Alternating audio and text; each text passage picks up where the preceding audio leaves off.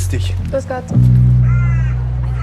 Das ist die Anna, die ist jetzt bei uns in der Klasse. In welchem Bezirk wohnst du? Ich bin irgendwie nicht richtig angezogen.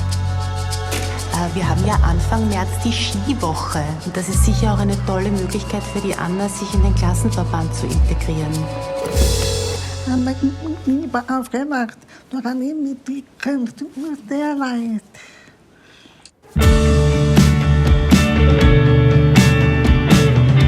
Ich war nicht auf der Skiwoche, weil wir es uns einfach nicht leisten können.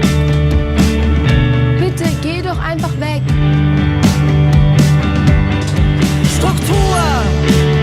Struktur! Struktur! Warum sind wir immer in allem anders?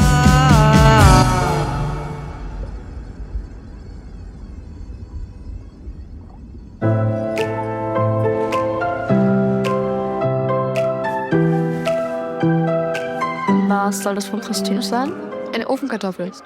Just because I wasn't born a princess.